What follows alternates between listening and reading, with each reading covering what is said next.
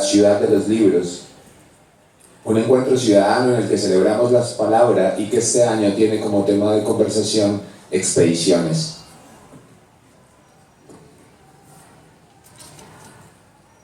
Desde la alcaldía queremos agradecer a cada una de las entidades aliadas en hacer posible la Ciudad de los Libros, a las entidades socias, a los grandes patrocinadores, en la franja del lanzamiento de libros, y el libro que nos acompaña es Sin aire para el regreso.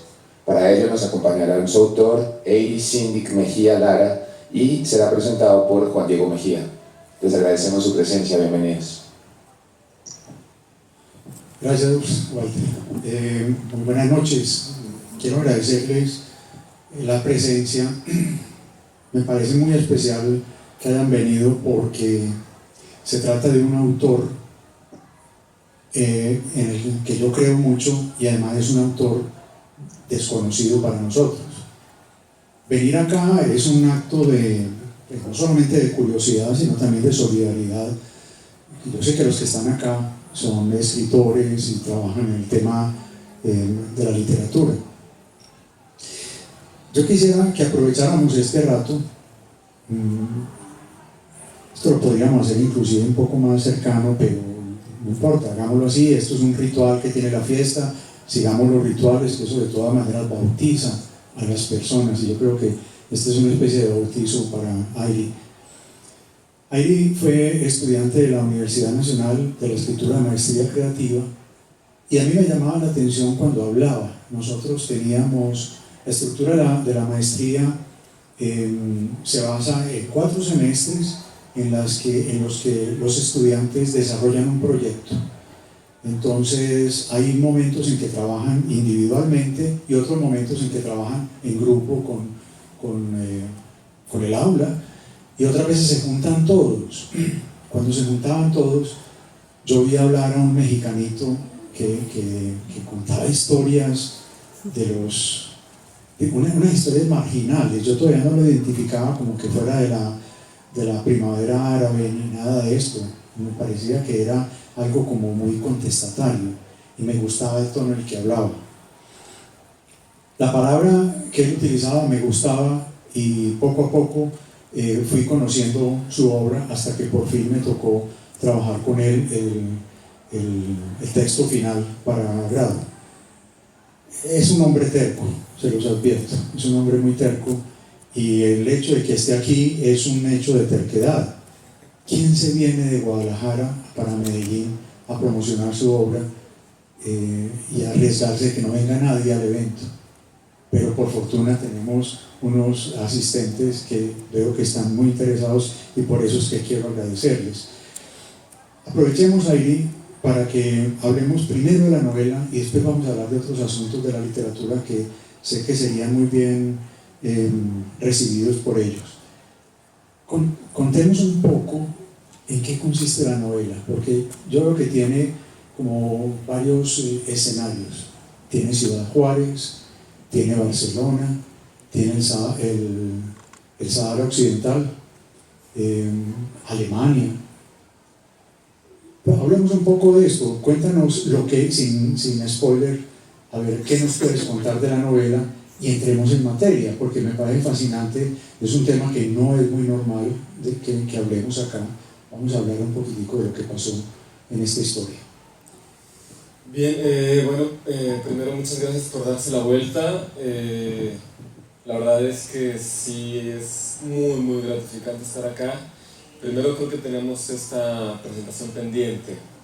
Lo intentamos en Guadalajara, no cuadraban los tiempos, lo intentamos en Bogotá y no coincidimos en fechas, y para mí era como, bueno, tenemos el pretexto y en la ciudad de Juan Diego, entonces para mí era como el pretexto más lindo poder venir. Entonces muchas gracias porque están acá, porque se dan la oportunidad de escucharme, de escucharnos. En realidad es un poco echar carreta de lo que nos sucedió, de lo que me sucedió. Y bueno, Sin aire para el regreso es la historia de un periodista que tiene que salir exiliado por seguridad de Ciudad Juárez, y se encuentra con una Barcelona, yo diría, liminal, underground, no la Barcelona de las fotografías ni de las redes sociales, ¿no? Esta Barcelona está construida por inmigrantes, la mayoría fuera de la ciudad, con una lectura que no le pertenecía a Europa. Entonces yo creo que este es un primer momento de la novela que yo comienzo a escribir, y este periodista tiene que tomar una decisión entre su desierto y su pasado y su arraigo a sus propios dolores oscuros, diríamos, de la novela negra, y por otro lado tendrá que decidir entre esta manera de cubrir su propio Ciudad Juárez y salir y acompañar a su mejor amigo a el Sáhara Occidental y azarosamente definir una parte, un granito de arena de lo que se convirtió en la primavera árabe, ¿no? Entonces esta encrucijada humana es la novela, es súper paradójico que hubiesen sido dos desiertos los que estaba viviendo este periodista, y tienen que resolverse dentro de ellos. Estoy intentando evitar todos los spoilers, pero entonces bueno, hay una Europa, digamos, el lado feo de Europa, un sueño de libertad alrededor del Sáhara Occidental, y un desierto de México lleno de pasión, lleno de locuras, de contradicciones humanas, que es un poco también el Ciudad Juárez que yo pude vivir. Bueno, el personaje se llama Sax, o él es Santiago y le dicen Sax, o se llama Sax. Él se llama Santiago y se autodenomina Sax, porque es muy fan de los saxofonistas. Y era un poco como desmarcar el nombre común. Estaba jugando con un heterónimo mío y me parecía que no podía llamarse Germán. Entonces le pusimos un nombre, apodo, seudónimo, 3 letras. Bueno, y la novela está escrita en mexicano, ¿cierto? Pues ese fue uno de los retos que vivimos en la maestría, ¿no? Jugar entre los localismos mexicanos. Creo que es una primera decisión, este pacto con el lenguaje y esta forma en que el lenguaje va a arrastrar toda la vida. Entonces, a mí me encanta la definición de Marta, en la que decía, es un personaje que Marta Orrantia. Una profesora, una escritora. Bueno, ella fue la primera tutora, si no estoy mal, o la segunda. Y sí, la segunda tutora que tuvimos en la maestría. Y bueno, para mí Marta fue una definición del tono lingüístico del juego con el lenguaje. Era, Sax está contándote la historia y es una granada que no se va a contar linealmente, que se va a contar desde las esquirlas. Y esta frase me ha quedado muy marcada, me ayudó un montón a definir el lenguaje. Y entonces hay un Sax que intenta contar una historia a través como de sus propios fragmentos, y luego hay un Sax ultra mexicano, ¿no? Re mexicano, que no deja de imponerse frente a los otros personajes en términos del registro de voz, ¿no? Sin embargo, Airi, siento que cuando está con los catalanes no es tan fuerte el acento mexicano. En cambio, cuando está en Ciudad Juárez, eso sí, yo no entiendo nada de lo que dicen. Sí, para mí era un ejercicio de mostrar cómo el dolor de Sax había roto su capacidad de reconocer sus propios localismos. Entonces hay un momento en el que Sax rompe con ese México y empieza a hablar, digamos, en un neutral, ¿no? Que ahora ya lo perdí cada vez más. Pero, de nuevo, sin echar a perder la historia, ¿por qué hablas del dolor? Para que nuestros asistentes entiendan. La novela empieza cuando aterriza en el aeropuerto el Prat, es que se llama el de Barcelona. Sí. Y ahí empieza una historia, pero no sabemos muy bien el dolor que trae adentro. Eso lo vamos descubriendo poco a poco. ¿Qué podrías decirnos de ese dolor? Pues brincándonos un poco la no linealidad de la novela. Bueno, creo que Sachs está intentando resolver lo que está sucediendo en México, una guerra del narcotráfico que arrasó y ha cuestionado y ha puesto contra la pared la humanidad más sensible. Hemos pasado por un escarnio en muy pocos años, creo, de un inframundo de lo que somos capaces de hacer unos contra otros. Y Sachs, como periodista, comienza a ser el narrador, como cualquier otro periodista, de violencia, de nota policíaca en países como los nuestros, desgraciadamente. Y empieza a hacerse cada vez más corta la distancia entre la violencia y las palabras que él usa para violentar, porque violentan las palabras, porque también hacen una zanja, ¿no? Entonces creo que ese conflicto de cómo ser partícipe de los asesinatos en Ciudad Juárez entre el 2008, 9, 10, lo empiezan cada vez a convertirse en una persona más hermética, más cerrada, y al mismo tiempo más mundana y humana, con muchas más bondades de las que uno imaginaría y también con muchas más fragilidades o digamos que yo no llamaría debilidades, pero sí en cierto sentido este personaje empieza a mostrar una parte muy normal de la humanidad, ¿no? Bueno y malo todo el tiempo, con una contradicción. Entonces este dolor se lo lleva a la cocina y comienza a convertirse en sus propias historias, hasta que se destruye su propio mundo y tiene que salir de Ciudad Juárez, exiliado, amenazado. Y creo que toda la novela también es una pregunta de cómo resolver este dolor de su propio desierto, ¿no? Ahí es una pregunta abierta para el periodismo, que no creo que se resuelva de una sola manera, pero también es una pregunta abierta para la literatura, por eso en esta línea tan delgada. Sí, es claro pues, que no es fácil descubrir cuál es el dolor que trae. Es muy evidente que el tipo está muy golpeado, pero además decías esto, sale de Ciudad Juárez por el motivo que sea, por cosas del alma, cosas de narcotráfico, cosas de seguridad, y llega a Barcelona y se enrola con unos jóvenes que viven en una casa, una ocupa, o sea, una casa que está medio abandonada y ellos la ocupan y la habitan. Pero lo que ocurre dentro de esa casa también es una cosa muy especial, porque también lo confronta, ¿cierto? Él viene como con un dolor, pero todos los demás están en una vida como medio hippie, y bueno, esa historia de la casa, ¿por qué la escogiste? ¿Por qué lo recibe una sociedad marginal? ¿Por qué no lo recibe un hogar? ¿Por qué no le da consuelo el hombre que viene de Ciudad Juárez tan triste, pero llega a una casa totalmente marginal?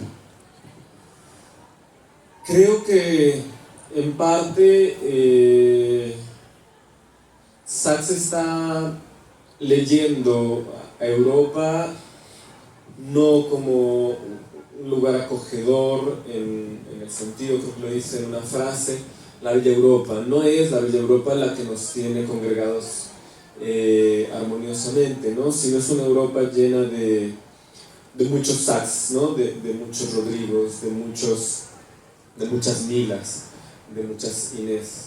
Y entonces estos personajes que se convierten en cómplices de sus propias pasiones, incluyendo la de querer un hogar, y Europa no se los permite por muchos motivos, ¿no? Yo creo que hay, por ejemplo, una persona que me encanta y que ahora he tenido oportunidad de platicar otra vez ya con la novela con ella, Mila. tenía una contradicción. ¿Quién es Mila? Mila es una catalana. Es decir, él llega y se encuentra, hay dos personajes que son los primeros con los que encuentra, Claro. que es Rod Y Inés. Inés. Pero también aparece Mila, ¿cierto? Ella Sí. no vive en la Ocupa. Ella es la parte como más funcional de los cuatro, es decir, tiene acceso a un mundo de... Ella trabaja, es mesera, tiene un departamento en Gracia, es una mujer literalmente deslumbrante, no solo por su belleza física, sino también porque es una mujer que tira para adelante con una alegría y una energía y una sensualidad con la que seduce más allá de que sexualiza. Y al mismo tiempo tiene una herida muy profunda que le hace comprometerse con Sáhara Occidental a ciegas y a todo, incluso poniendo primero su compromiso con Sáhara antes que su amor y sus amores con los que ella encuentra algunas veces, como tú dices, un hogar y a veces un rechazo y una convulsa muy difícil. Entonces yo creo que esta parte de Sachs dentro de Europa, incluso en el viaje hacia Alemania, es una manera de recorrer Europa por la trastienda, por las bodegas de Europa, por quienes construyen Europa. Y es una Europa muy dura, ¿no? Muy dura para el exiliado, pero también muy dura para el mismo dolor que viene arrastrando Sachs, que Rodrigo lo vive desde otra manera, que Isabel lo resuelve. También es una parte como contradictoria de lo frívolo que puede ser intentar mantenerse bajo los sueños de libertad y de digamos un poco del anarquismo representado en la Ocupa, y se convierte en frívolo cuando tú puedes conocer un poquito de la historia de Sachs y descubres que cada uno de los personajes frívolos allí que se pasean y que hacen música inverosímil y traen y acumulan una historia detrás, que yo creo que es la que le puede dar el giro a Europa. Entonces ahí yo creo que es esa suerte de, yo decía, es la Europa de los pueblos y no la Europa de las naciones, ¿no? Y la Europa de los pueblos hoy por hoy es más grande, ¿no? Vamos a encontrar argelinos, marroquíes, senegaleses, saharauis, por supuesto. Vamos a encontrar un montón de diversidad que Europa misma a ciegas camina, ¿no? Sin conocerles, sin saber qué es su sangre viva. Sí, creo que es interesante que nos cuentes por qué los personajes que reciben a Sachs en Barcelona, ellos son simpatizantes de la resistencia del Sahara Occidental. Tú le dices Sahara, ¿no? Sí, Sachs aprende a decir Sahara. Incluso empieza con un juego de decir Sahara sin acento, y al momento en que entiende la revolución del Sahara, le pone la tilde, ¿no? Dice, esto se pronuncia así porque yo lo pronuncio así. Y esos personajes creo que están todo el tiempo son un espejo contra Sachs, creo, un espejo de el puente ese que quiere explicar, ¿no? Que quiere traerse de América Latina, y al mismo tiempo sabe que no va a encajar ese puente, no hay un puerto donde encajar el puente. A mí me da la impresión de que Rodrigo e Inés, sobre todo Rodrigo, pues es simpatizante de los saharauis, es simpatizante de ellos como por accidente, es decir, no lo siento un militante doctrinario, sino algo muy emocional, algo muy de juventud. Podría haber estado en cualquier otra revolución, pero por cosas del azar, él es simpatizante de estos y de alguna manera involucra a Sachs.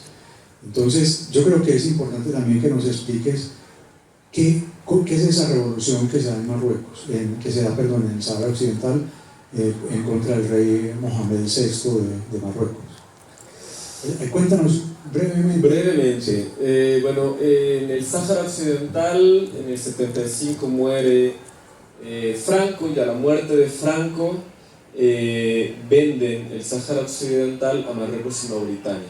Ahí ya había un movimiento organizado del Frente Polisario, y el Frente Polisario es un movimiento guerrillero que se organiza para buscar la liberación y la independencia del Sáhara.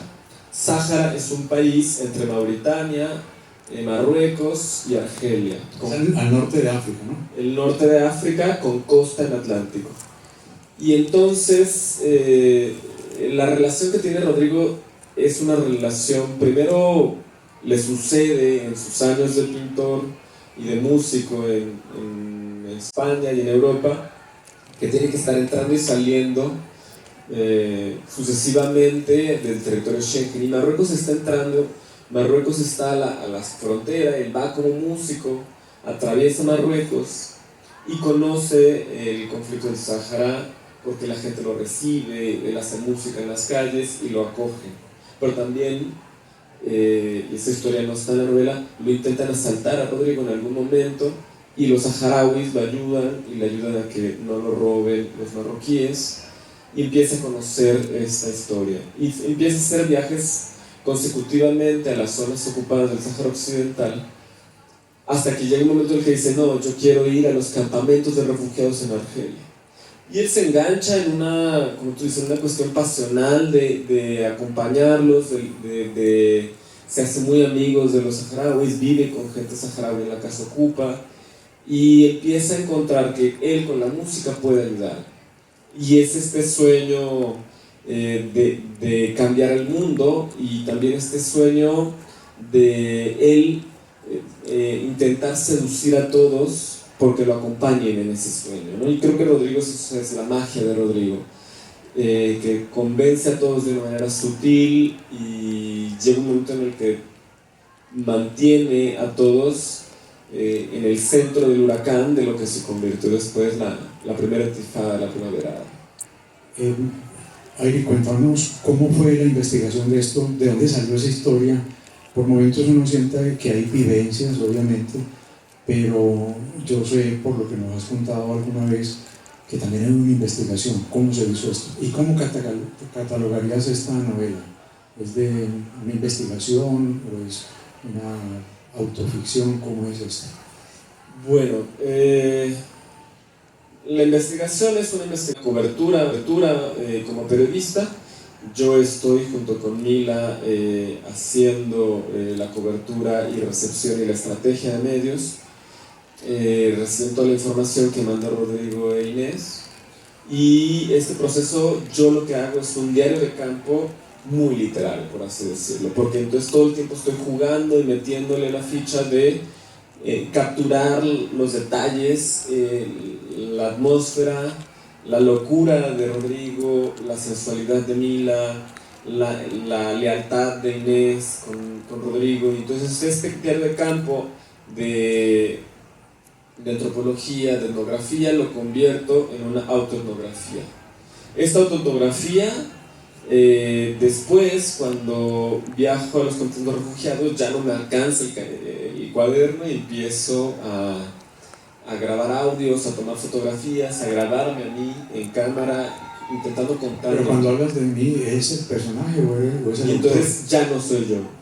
Yo estoy intentando entrevistar a Sachs todo el tiempo, y es un heterónimo el que escribe, y el que habla a la cámara, y el que habla a las grabaciones de audio, y el que escribe ya es un heterónimo. Entonces Airi intenta entrevistar a Sachs y decirle: ¿qué estás haciendo aquí? ¿Por qué eres tan pelotudo para estar acá? En condiciones de un periodismo independiente, sin ningún recurso económico, salgo de los campamentos de refugiados saharauis, y al salir de los campamentos llego a una Barcelona que es incapaz de ver lo que está a punto de suceder en todo el norte de África, ¿no? Lo que ya sucedió en Túnez, lo que ya sucedió en Egipto, lo que ya sucedió en Libia, lo que está sucediendo en Yemen, en Baharir, lo que está fraguándose en Siria cuando esto estaba empezando. Y entonces lo que yo decido es pasar el menor tiempo posible en Barcelona, creo que estoy 2 semanas, regreso a México y me embarco en meses posteriores a hacer la investigación a Ciudad Juárez, donde recupero testimonios de antropólogos forenses y de periodistas que hicieron las coberturas de estos años, 2008, 2009 y 2010. Vivo en Austin, hago el proyecto de la maestría y me vengo a Colombia. Con ese material llegué en términos de investigación y entonces lo primero que me dijeron es: tienes que leer A Sangre Fría de Truman Capote. Ahí entiendo que estoy haciendo periodismo narrativo y me embarco en 2 años de entender lo que era el periodismo narrativo, los escritores del sur de Estados Unidos. Por ahí leímos bastante a McCarthy, a Faulkner en la maestría, que fue un punto de giro que creo que para todos nuestros compañeros nos marcó. Y bueno, terminé como con esta novela de periodismo narrativo, jugando con lo que hacía Walsh, jugando con lo que hacía Truman Capote y actualizándolo en el marco de la novela policíaca. Leí bastante a Elmer Mendoza, me metí muchísimo con estos pactos históricos de Almudena Grandes.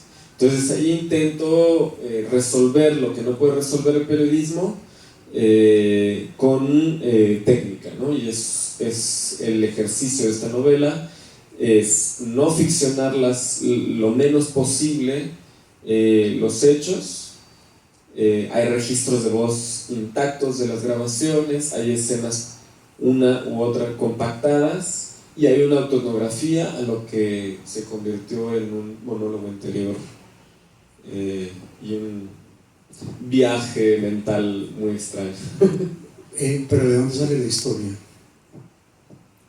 Entiendo que un periodista en el epílogo lo cuenta, ¿no? Claro, bueno, eso es algo que debatíamos muchísimo en un taller de escritura creativa ahora en el Fondo de Cultura Económica, ¿no? Lo que el periodismo está buscando es una anécdota, pero la anécdota pasa de largo para la literatura. Lo que estamos buscando entonces en la literatura es el detalle y el cómo esa anécdota puede impactar tanto al narrador, a los personajes como al lector. Entonces creo que más allá de la anécdota, lo que se convierte en una estrategia novelada es la pasión y la locura y la vehemencia con la que Sachs está queriendo construir un puente entre estos dos desiertos, ¿no? Que al final lo cimenta bajo un sueño amoroso, un sueño erótico con un amante, y que también es una contradicción humana el amor, ¿no? Ahí creo que es donde está una pulsión muy fuerte de este personaje, un amor que en estos tiempos parecería complicado construir entre tantos horrores humanos. ¿La novela la terminaste en qué año? La novela quedó el primer borrador 2015. De ahí hasta la publicación, ¿cuánto tiempo transcurrió? 3 años, 3 años y poco. ¿Y cómo fue esa lucha por la publicación? Bueno, creo que fue la parte más horrorosa que he vivido.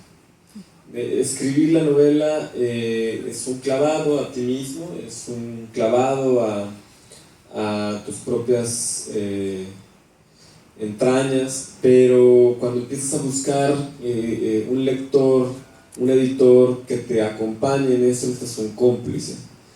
Y lo que fui descubriendo es que no había cómplices, ¿no? Para un proyecto de 8 años, de 5 años que ya llevaba. Entonces fue un proceso muy solitario de empezar a buscar un editor, que no te respondieran, otro, que te contestará no gracias, es la incertidumbre de decir que tiene sentido esto, no tiene sentido esto, ¿no? La vida cotidiana llama y concretamente te pide que resuelvas la renta, la comida para el perro, ir a bailar con tu novia y la novela siempre lo vas arrastrando a través de todo esto, ¿no?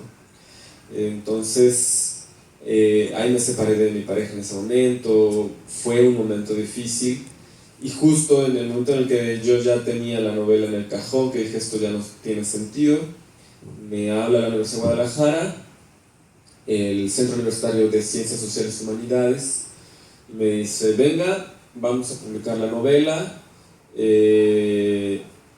mándame el último borrador que tengas y sale. Sale sin que yo hubiera podido tener un acompañamiento, y creo que tiene muchas cosas que ser detalladas y mejoradas en una nueva edición. El Kush, la verdad es que se arrojó junto conmigo porque burocráticamente era como muy difícil para ellos, entonces creo que estos cómplices son los que necesitan la literatura, ¿no? Un loco que diga, ¿por qué no? Y creo que eso es lo que le sucedió a esta novela. La publiqué, la presenté en FIL del 2018 y en el 1 de enero de este año me llega una invitación, un premio de Fellowship Estambul para presentarla en Estambul en febrero y para ir y presentarla también en el Consulado de México en Estambul, lo cual fue como, bueno, yo ya la daba por perdida, yo ya estaba pensando en otros proyectos literarios y sale esto. Entonces voy a Estambul y fue como si me hubiera sacado la lotería, ¿no? Porque tenía 250 editores para mí, todos en una borrachera constante, son peligrosos los editores, y la ciudad es hermosa, obviamente. Entonces esta presentación me trajo a Bogotá, donde me invita a la maestría, me invita a la fiesta del libro, me invita Néstor Pulido a presentarla. Y bueno, yo cada vez he dicho que sí, bueno, vamos, a donde me digan que abajo de un árbol voy. Y son los 200 ejemplares mejor publicitados del periodismo narrativo. La verdad es que estoy muy contento, pero ha sido, digamos que, una serpientes escaleras todo el tiempo con la novela, ¿no? Primero a caerte y después encontrar un editor y volver a caerte junto con el editor y después subir como en este túnel extraño de Estambul que ahora me tiene aquí. La verdad es que disfrutando mucho en Medellín. Pero no hay duda, ya estás en el universo literario, no hay duda, ya eres un autor, lo eras antes de publicar, pero uno necesita de alguna manera ver el ejemplar. Hemos hablado mucho con los compañeros, la necesidad de poner un punto de referencia en la vida, como para uno poderse medir más adelante. ¿Cuándo fue que yo publiqué mi primer libro? ¿Cómo fue mi primer libro? ¿Cómo soy ahora? Ya lo tienes. ¿Cómo es el mundo de los escritores cercanos a ti, los de tu generación? ¿Tienen las mismas luchas? ¿Tienen las mismas preocupaciones? Bueno, yo creo que lo que nos estamos encontrando, he tenido la suerte de poder compartir con escritores que están creando una trayectoria, la verdad es que imparable, ¿no? Tuvimos un conversatorio con Fernando Melchor en la universidad, con Emiliano Monge, que me lo encontré en Bogotá y ahora acá también, y ellos que están en una casa editorial grande, que tienen todas las, digamos, facilidades de presentar su novela, que están en su angustia, a veces se preguntan si tienen el suficiente tiempo para poder estar. Daniel Ángel, que está publicando su novela Silva, también de practicar lo mismo en Bogotá. Y entonces a mí me da la sensación de que los escritores necesitamos todo el tiempo estar en contacto de la tierra y de la calle y de las montañas y de lo que nos motive. Y pareciera que el mundo literario nos aleja, nos pone en una burbuja. Y los autores con los que yo estoy recién publicando la primera novela, Sergio Sánchez está por sacar su segunda compilación, algunos compañeros de la maestría como Néstor, como Santiago, y algunos otros escritores que he podido compartir en México, estamos muy angustiados por el proceso editorial y creo que tenemos la juventud y la torpeza de poder experimentar más, ¿no? Entonces, a lo mejor esa es nuestra virtud como nuevos creadores, poder experimentar y tropezarnos y no nos va a pasar nada en la piel, ¿no? Sin embargo, estamos preocupados por una segunda edición o porque esta logra una casa editorial acogedora o porque no hipoteque yo la casa para el siguiente libro, ¿no? Y todos decimos, es que yo me quiero poner a escribir y no encuentro el pretexto para mandar al coño todo el trabajo que traigo, ¿no? Dictar clases, atender cafeterías, sacar textos publicitarios, etc. Entonces yo creo que estamos levantando ahora un proyecto de Entre Autores, se llama, que lo que busca es eso, crear un espacio para que los autores podamos estar a ras de suelo preguntándonos por lo que nos motivó con esta locura, con este digamos, engaño de la literatura que al mismo tiempo es muy bonito, y dar la facilidad a las editoriales pequeñas, porque hay algo que creo que reconocen las editoriales grandes y grandísimas como Planeta o como Random House, y es que sin las editoriales independientes chiquitas que hacen un scouting a detalle y que se juegan la vida por un autor que nadie conoce, sin esos scoutings se cae la literatura mundial. Entonces, estas editoriales independientes de vez en cuando tendrían que tener un espacio para agradecerles ese rescate de una novela que estaba bajo una piedra en algún lugar de Ecuador, o de Chile, o de México, o de Colombia. Entonces, eso es como algo que estamos intentando levantar, porque creo que todos somos cómplices de algo que es muy loco. ¿Pero qué creerías que es lo más inteligente? ¿Buscar una editorial de esas grandotas o una editorial independiente? Para un nuevo creador creo que pendiente. No hay duda, ¿no? No hay duda. Incluso hay autores con mucha trayectoria que dicen, yo prefiero estar en una editorial independiente porque tratan la obra con un detalle inigualable. Que a lo mejor editoriales grandes como Planeta o Random House no es que no tengan ese detalle, es simplemente que tienen que apostar por un tiraje altísimo, que se están jugando una plata, que tienen que tener asegurada una publicación a 5 y a 10, a 15 años que no tire a la editorial. Y entonces, estos ejercicios financieros que nosotros como escritores nos viene valiendo huevo, una editorial independiente los cuida y al mismo tiempo sabe hasta dónde arriesgar, ¿no? Conocí a un editor argentino que publicaba 3 libros al año, buenos libros, punto. No era una colección específica, no, eran 3 libros, bien cuidados, bien editados, bien corregidos, bien seleccionados, que te acompañaron como escritor, y eso es algo que sí supo cuidar la literatura norteamericana durante muchos años. Creo que está en esta contradicción de intentar hacer tirajes grandes y perder esta visión. Pero por mucho tiempo los editores norteamericanos iban de la mano con los escritores, y eso elevó muchísimo la calidad de la literatura norteamericana. Pero tengo la idea de que en México hay mucho más apoyo a los temas culturales desde el Estado. Tienen un sistema de cultura, y inclusive a los escritores y a los artistas consagrados les dan una asignación mensual durante un tiempo para que se dediquen a crear. No sé si al nivel, digamos, de los juniors, de los que están empezando, también existe ese tipo de estímulos. Ahí, bueno, México tiene un programa que se llama el Sistema Nacional de Creadores. Y es este programa ya de creadores con trayectoria que inscribes tu proyecto y puedes sacar una obra de gran calado. Un Sin Aire para el Regreso hubiera entrado ahí si hubiera tenido trayectoria de 2 o 3 novelas atrás.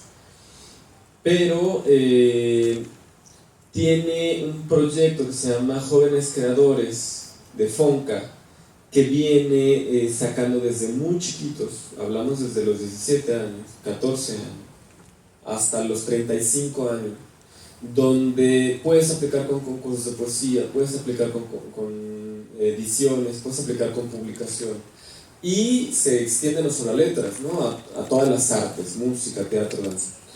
Y creo que este programa, el único filtro que tenía, es que se convertía en las bellas artes, la cultura, ¿no? Es decir, la cultura y el acceso a los fondos culturales solo le pertenecían a las bellas artes. Toda la otra producción no era cultura.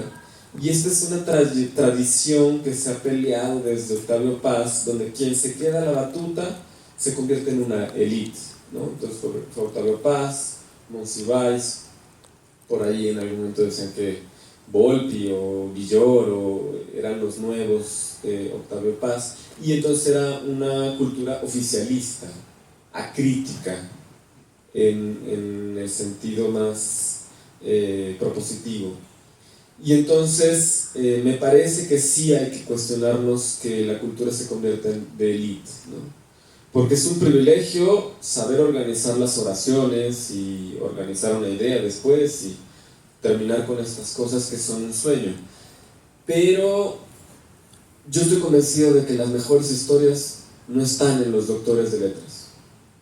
Las mejores historias están con chicos de la cárcel, con excombatientes, con amas de casa, con habitantes de calle, con la gente pedestre que primero vive la vida y que en el encontrar la vida hay que empezar a explicársela a uno mismo.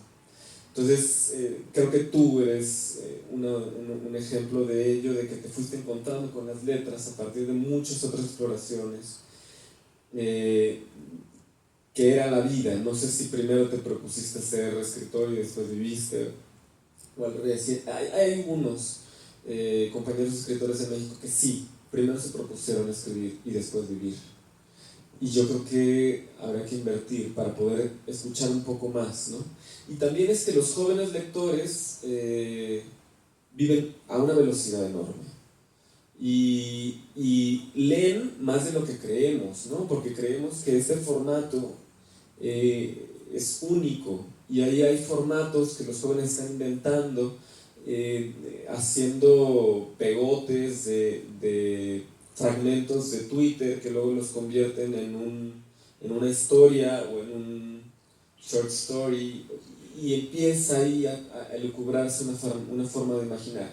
Y ojo, que estos jóvenes están imaginando una América Latina sin fronteras, porque este conflicto que teníamos en la novela sobre los localismos, si utilizaba mexicanismos, si utilizaba palabras catalanas, no lo va a tener un joven contemporáneo escritor, ¿no? Ellos van a utilizar el lenguaje en toda su expresión, porque ellos están hablando tal vez con más frecuencia con alguien del País Vasco o de Portugal o de Tierra del Fuego que nosotros, ¿no? Nosotros de alguna manera queremos consumir narrativas más organizadas que eso.